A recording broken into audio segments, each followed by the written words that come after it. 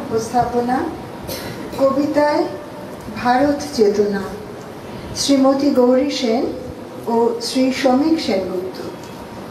ভারত কি শুধুই একটি ভূখণ্ড, একটি দেশ, একটি মানচিত্র, নাকি এক অখণ্ড চেতনা, আধ্যাত্মিক চেতনা, তথা মানবতায় তথা সাম্যবাদে? এই সাম্যবাদের পরাকাষ্ঠা আমাদের ভারতবর্ষেই রয়েছে, তার বীজ রয়েছে মানবতায়। আর আমাদের প্রাচীন ঋষিদের যা সম্পদ, অমূল্য সম্পদ, উপনিষদ, বেদ, এর মধ্যেই সাম্যবাদের বীজ নিহিত রয়েছে। এবং আগামী ভারতকে আমরা সেই জায়গায়, সেই উচ্চতায়, সেই উজ্জ্বলতায় যেন দেখতে পাই, সেই আশা রাখি। এখন যতই অন্ধকার হোক না কেন জগৎ, আমরা আলোর পথযাত্রী এবং আলোর অপেক্ষাতেই আমরা অপেক্ষমান।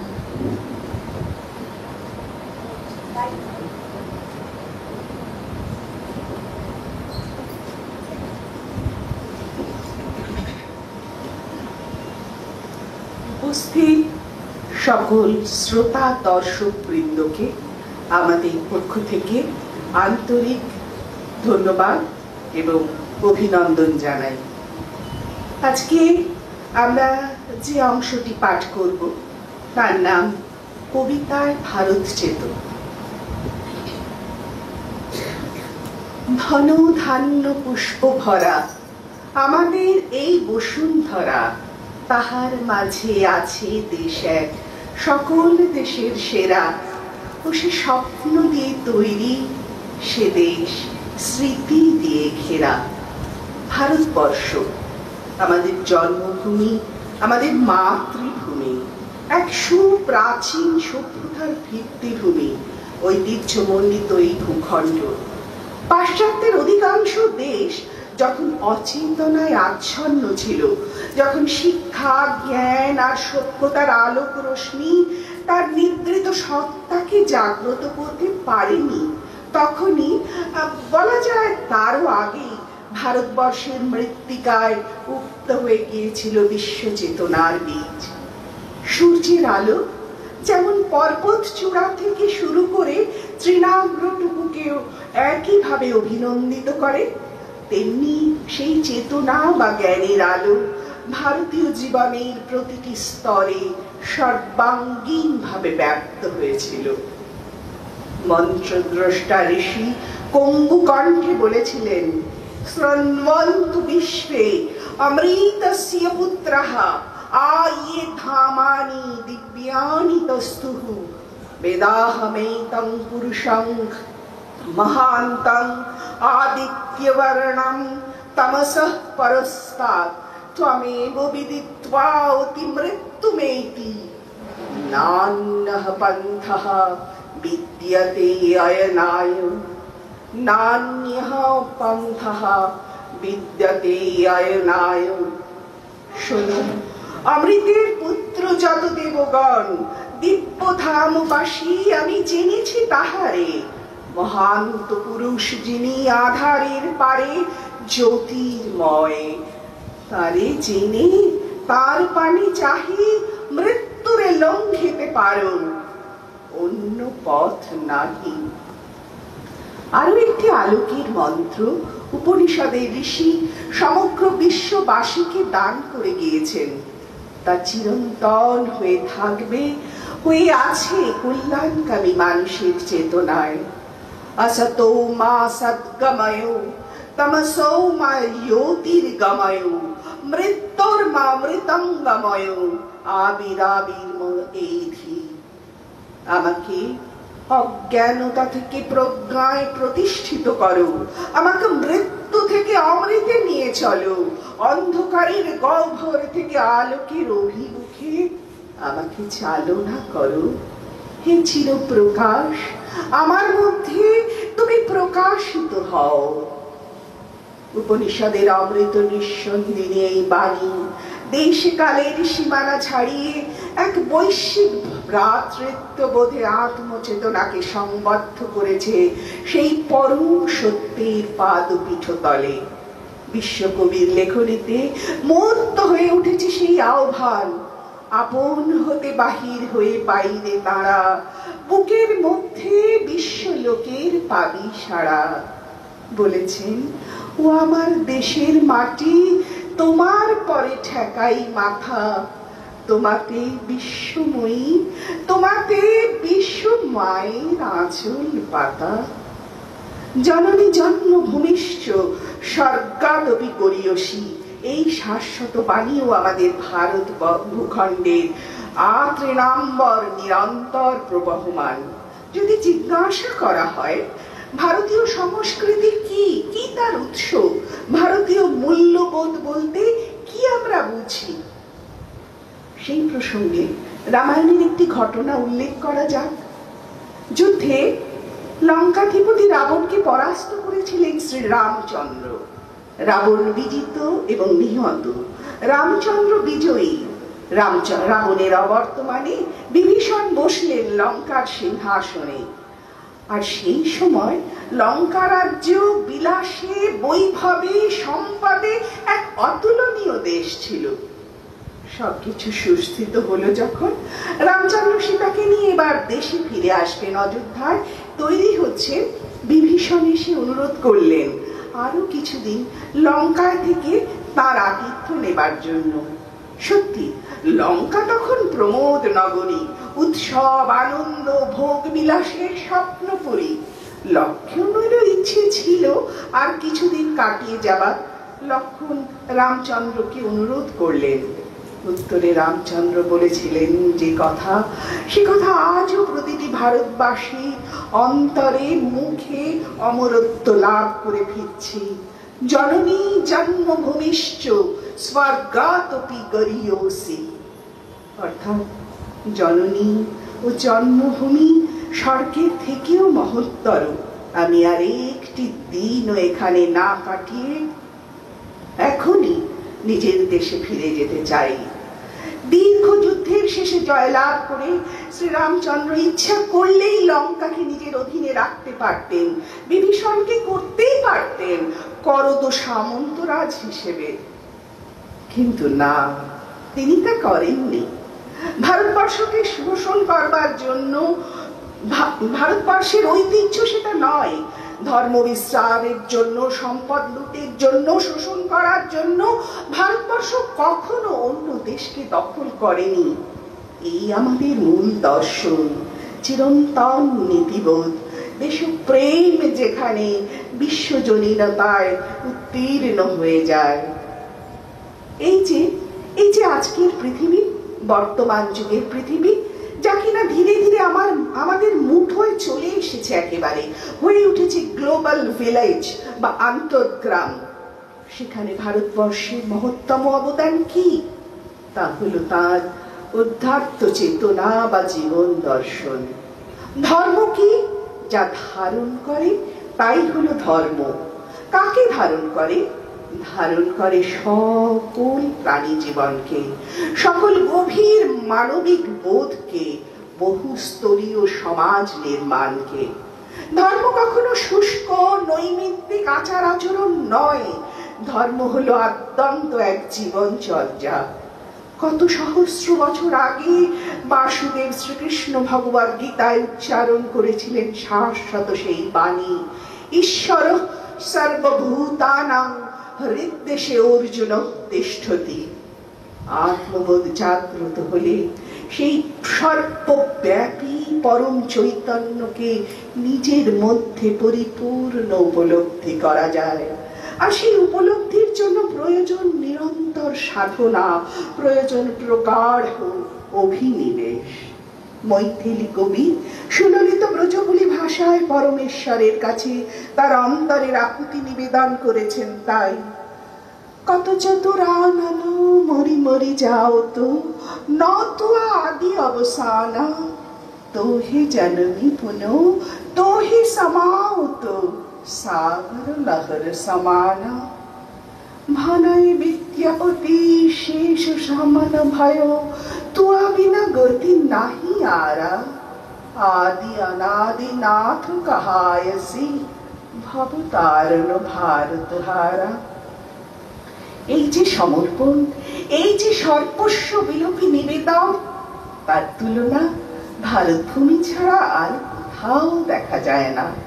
অধ্যাত্ম চেতনার এই ব্যাপ্তি ভারতীয় সাধনার দিক চিহ্ন।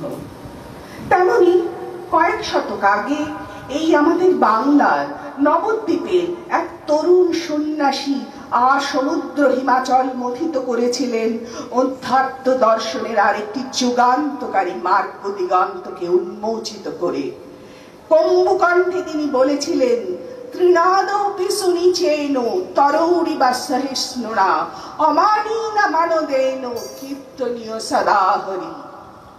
বলেছিলেন, চণ্ডাল চণ্ডাল নহে যদি কৃষ্ণ বলে, ব্রাহ্মণ ব্রাহ্মণ নহে যদি অসৎ পথে চলে। তিনি শ্রী চৈতন্য মহাপ্রভু, এক যুগন্ধর যুগান্তকারী মহাপুরুষ। আমার কাছে তিনি সাম্যবাদের প্রথম প্রবক্তা।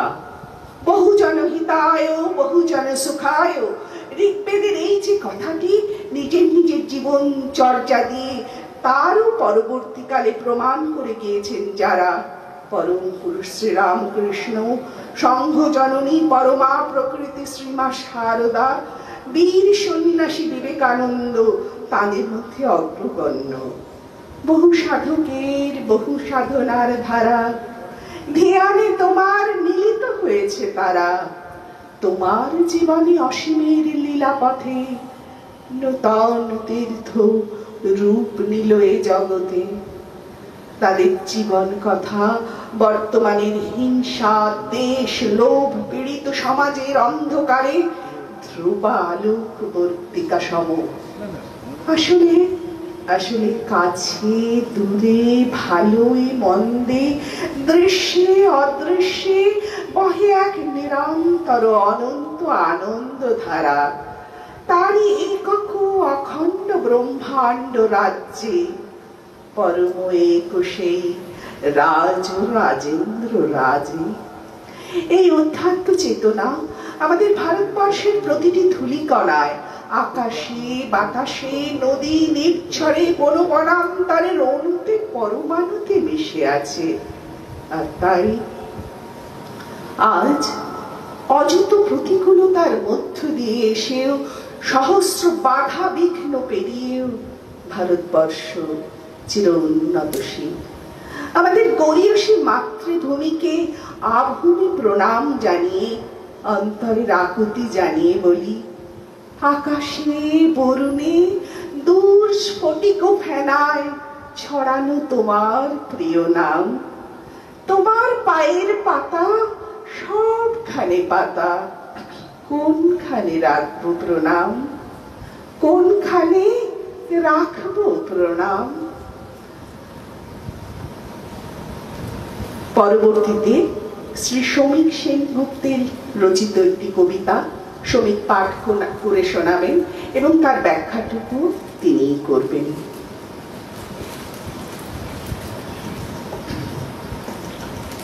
সকলকে নমস্কার, শুভ সন্ধ্যা। জবা কুসুমের রঙে জেগে ওঠে যে ভোর, সে আমার মা। কশ্যপের সাধনায় তিনি অদিতি রূপিণী, জগৎ জননী হয়ে নেমে এসে অন্তর আকাশ তিনি আলো করে দেন। সকল তিথির অবসানে জেগে ওঠে তেজরাশি অমর্ত্যের পথ। সে দেশ আমার গর্ভধারিণী, চির উন্নত। ভারতবর্ষ যেন ভগবতী তনু। তিনি আমার জননী, জন্মভূমিষ্য, স্বর্গের থেকেও উজ্জ্বল। প্রতিটি মায়ের শ্বেত রক্তবিন্দু গড়া, দধিচির হাড়ের ওপর সে দেশ দাঁড়িয়ে। শতপঙ্কি লতা মাঝে সে জানে সঠিক অর্থ, জগতের জন্যে তার সর্বস্ব ত্যাগ। কীটকে কটাক্ষে সে দেবত্ব দিয়ে দিতে পারে, মানবকে দিতে পারে অমৃতের স্বাদ। মহাবিশ্বে ভারতবর্ষ শুধুমাত্র ভূখণ্ড নয়, সমগ্র দেবতার শক্তিপুঞ্জ চেতনা শরীর, বহুজনের হিতে আর বহুজনের সুখে মাতা আত্মনিবেদিত। জবা কুসুমের মতন যে উষা আমাদের জীবনে এবং আমাদের ভারতবর্ষ এমন একটি দেশ যার শুরু হয়েছে সেই আদির অনাদি উষা কাল থেকে ঋষি মুনির বাক্যে এবং সংহত উপলব্ধির দর্শনে। আমরা দেখতে পাই পৃথিবীর আর সমস্ত নতুন নতুন সভ্যতা যখন ভোগবাদে, জড়বাদে বা নানান রকমের ক্রিয়াবাদে লিপ্ত, তখন একমাত্র জগতে একটি দেশ যে সেই অমৃতের বাণী, ঋষির চির উপলব্ধি সকল বিশ্বের মাঝে ছড়িয়ে দিচ্ছেন। এবং শুধু ছড়িয়ে দিচ্ছেন না, সে আলোর উপাসনা করছে, যে কারণে অদিতির ধ্যান সেই উপনিষদের কাল থেকে আবহমান আমাদের চেতনায় প্রবাহিত হচ্ছে। অদিতি মানে আলোর দেবী, অদিতি মানে ঊর্জার দেবী, দিতি আসরিক প্রবৃত্তির দেবী। আমাদের সাধনা সর্বদা সেই অন্ধকার থেকে আলোর দিকে, জড় থেকে চৈতন্যের দিকে। তাই জন্যে রবীন্দ্রনাথ বলেছেন যে সেই প্রাচীন কাল থেকে ভারতবর্ষের বিভিন্ন যে সাধনার পথ, সেই পথে বাইরে থেকে অমিল দেখতে পেলেও আসলে তার অন্তর্নিহিত যে ঐক্য, তা হলো সেই চৈতন্যের ঐক্য, আলোর ঐক্য। আর শ্রীরামকৃষ্ণ, পরম পুরুষ শ্রীরামকৃষ্ণ, যার চিরস্মরণীয় সাধনার পথ যত মত তত পথ, তার ধারক এবং বাহক হয়ে আমরা যারা সকল বিশ্বে তার সেই বাণী প্রচার করছি বা সাধনার অংশ হয়ে অবগাহন করছি, তাদের কাছেও এটি সব সময় স্মরণীয় যে আমার এই দেশ ভারতবর্ষ আলোর দেশ।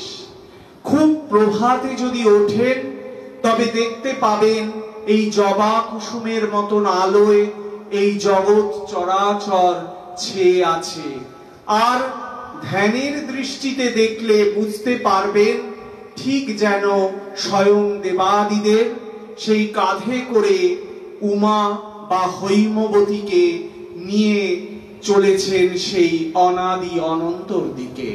এই আমাদের যাত্রাপথ, এই আমাদের চির অভিলাষ সাধনার অন্তর্নিহিত প্রেম, যা বহু বছর বাদে শ্রীরামকৃষ্ণের পথ ধরে তার লীলা সঙ্গিনী মায়ের মধ্যেও মূর্ত হয়ে ওঠে।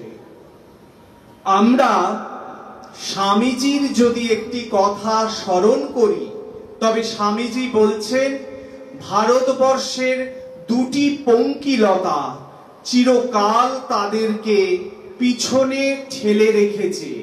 একটি হলো সেখানে নারী জাতির পদদলিত অবস্থা, নারী জাতির অসম্মান, অপমান, আর একটি হলো জাত পাত কুসংস্কারের যে বিভাজন। আজও দেখুন, যদি আমরা দেশের চতুর্দিকে এমনকি বিশ্বের চতুর্দিকে তাকাই, তবে সহজেই বুঝতে পারবো দিকে দিকে এই মাতৃজাতির নানান রকমের অত্যাচার এবং অপমান আর জাত পাতের সংকীর্ণ রাজনীতি। এর থেকে খুব সহজে দৈনন্দিন দিনে যিনি আমাদের পথ দেখিয়েছেন, যিনি পরম পুরুষ শ্রীরামকৃষ্ণের যত মত তত পথের বাণীকে দৈনন্দিন দিনে বাংময় রূপ দিয়েছেন, তিনি হলেন আমাদের সকলের আরাধ্যা জগৎজননী মা শারদা। আমরা সেই ঘটনায় ফিরে যাই একটু।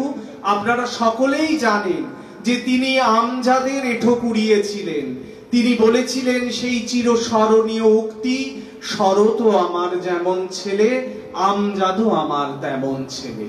আবার এই বাগবাজারে উদ্বোধনে মায়ের বাড়িতে যখন শ্রীরামকৃষ্ণ পার্ষদ যোগীন মহারাজের শরীর চলে যায়, তখন স্বামীজি সহ তৎকালীন শ্রীরামকৃষ্ণের যুবক ভক্তদল যখন কাঁধে করে তাকে অন্তিম শয্যায় নিয়ে যান, গোলাপ মা মাকে অনুযোগের সুরে বলছেন, মা, কায়েতের ছেলে কিনা শেষে যোগীনকে কাঁদ দিলে। মায়ের সেই চিরস্মরণীয় উক্তি সঙ্গে সঙ্গে নির্দ্বিধায় মা বলে উঠলেন, গোলাপ, আমার সন্তানের ভক্তের কোনো জাত নেই। কাজী আমরা যেন এ কথা না ভুলি। এবং আজকের এই যে আলোচ্য বিষয় জগৎ জননী এবং দেশমাতৃকা, দেখুন যেমন জবা কুসুমের মতন ভোরের কথা বললাম, তেমনি চণ্ডীর উত্তম চরিত্রে বলছে সেই বালার্কের মতন রং দেবী, সেই প্রভাতের প্রভাময়ী হীরক দুটির মতন যার গাত্রবর্ণ, যিনি এক হাতে বরাভয় এক হাতে অভয় মুদ্রা ধরে জগতের কল্যাণের জন্য সকলকে আশীর্বাদ করছেন। তার কাছে কিন্তু ভালো মন্দের ভেদ আছে, তবু তিনি করুণার প্রতিমূর্তি। আমরা তাকে কর্ষণ করছি, তার উপরে দিনে দিনে এত অত্যাচার হচ্ছে, কিন্তু তিনি কিন্তু কাউকে ফিরিয়ে দিচ্ছেন না। সেই কারণে আমরা সকলে আজকে এই পুণ্যতিথিতে একত্রিত হয়েছি। আমাদের মধ্যে যেন এই চেতনার উন্মেষ হয় যে জগৎ জননী, আমাদের গর্ভধারিণী এবং আমাদের দেশমাতৃকা, তারা আসলে একই সুতোয় গাঁথা, তাদের মধ্যে কোনো বিভেদ নেই। আমরা যখন গর্ভ থেকে প্রথম এই জগতে এলাম, চৈতন্যে এলাম, তখন যেমন গর্ভধারিণীর কৃপায় আমরা এই নতুন জন্ম পেলাম, আর তারও উপরে এক অনির্দেশ অলিখিত জগতে যিনি বিরাজ করছেন, সেই জগৎ জননী মা, যিনি আমাদের সেই বরাভয় এবং অভয় দান করে আমাদের এই অন্ধকার থেকে জ্যোতির দিকে নিয়ে যাচ্ছেন। তাই আমাদের সাধনা জীবন কেমন হবে না, ওই দধিচির মতন আত্মত্যাগে। আমরা যেন ভয় না পাই, আমরা সারাক্ষণ আমাদের ইষ্টের স্মরণ নিচ্ছি, কিন্তু যদি ইষ্টের কাছ থেকে ডাক আসে, তবে যেন আমাদের প্রতিটি অস্থি, আমাদের প্রতিটি রক্তবিন্দু শ্বেত বিন্দু দিয়ে আমরা সেই এক বজ্র তৈরি করতে পারি, যা কঠিন, সেই নিবেদিতার ভাষায় যা আমাদের চিরতারুণ্যের প্রতীক। সেই বজ্রের দ্বারা আমরা সব অসুয়াকে নাশ করে সেই জ্ঞানের, প্রজ্ঞার, সেই ভালোবাসার, প্রেম, প্রীতির আলো নির্বাণ সেই জাল প্রজ্বলিত করতে পারি। কাজে আজকে এই অনুষ্ঠানে এই জগৎ জননীর পূজা, এটি কোনো অনুষ্ঠান নয়, আসলে এটি জগৎ জননীর পূজা।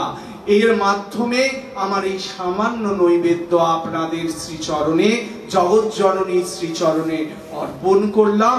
সকলকে তিনি মুহুর্মুহ সেই জ্ঞান বিতরণ করুন, সেই চৈতন্য দান করুন, আর অন্ধকার থেকে আলোর দিকে নিয়ে যান, আর আমাদের সেই কর্মপ্রবাহের শক্তি দিন, আমরা যেন তার কাজ অনবরত করতে পারি। ওম নমো ভগবতে রামকৃষ্ণায়।